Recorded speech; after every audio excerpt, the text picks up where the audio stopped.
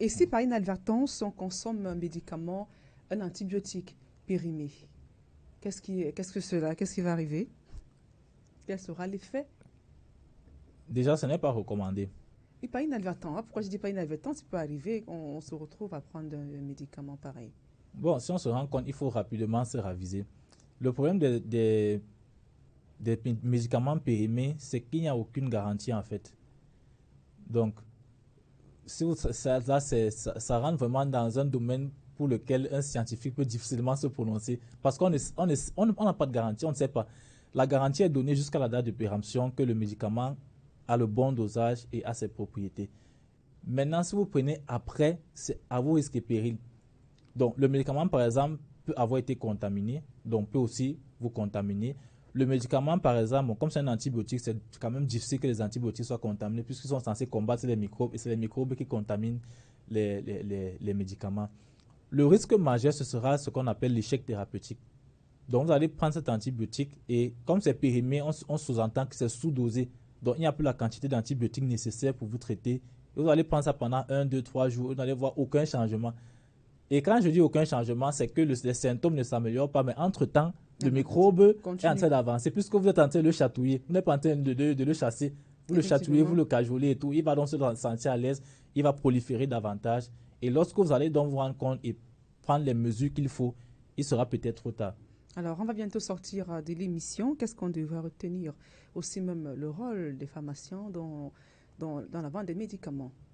Oui, j'aime bien souvent dire que c'est vous, nos mamans, nos papas, nos frères et sœurs, dans la population, qui nous envoyez faire des études de pharmacie. Mais c'est encore vous qui remettez en doute nos compétences.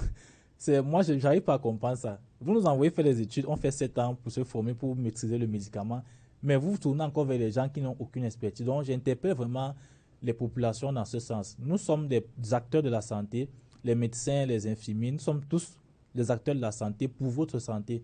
Donc, si vous avez des soucis de santé et qui concernent le médicament en particulier, il est toujours préférable de se tourner vers les officines, de se tourner vers des pharmaciens. Et je peux comprendre que parfois il y a un problème de coût, mais on a aussi prévu qu'il y ait des génériques, parce que parfois les gens vont se plaindre que non, la pharmacie est chère. Non, il y a aussi des médicaments qui sont des génériques en pharmacie, qui ont quand même un prix assez abordable, parce qu'on pense à tout le monde dans la santé. Il y en a qui ont assez d'argent, donc vous proposez des médicaments chers, ça ne va pas les déranger. Mais il y a peut-être les vieilles mamans, les bails Amsterdam et autres. On peut se battre avec des médicaments génériques. Mais ne vous dites jamais que non, la pharmacie c'est trop cher. Venez en pharmacie, vous aurez l'accompagnement qu'il faut. Parce que l'autre chose aussi, c'est qu'on nous considère parfois comme des commerçants. Mais non, je vous ai dit qu'il y a des patients que je renvoie de la pharmacie sans médicaments. Parce que le but du pharmacien, ce n'est pas le commerce, ce n'est pas une activité commerciale. C'est une activité sociale, c'est une activité de santé.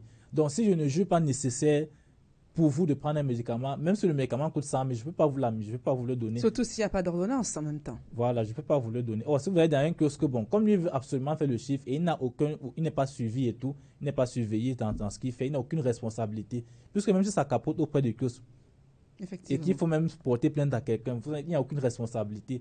Or, le pharmacien a cette responsabilité parce qu'on prête serment pour ça, cette responsabilité. Et on a le président de l'ordre encore le rappelait tout à l'heure, j'étais à une conférence à la délégation de la santé publique où il parlait encore du rôle, du monopole du pharmacien. Donc, il parlait de cette responsabilité qu'on a en tant que pharmacien.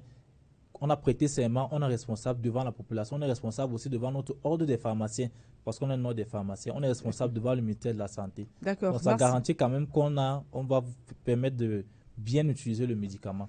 Merci, docteur Miguel Eyetemou, pharmacien.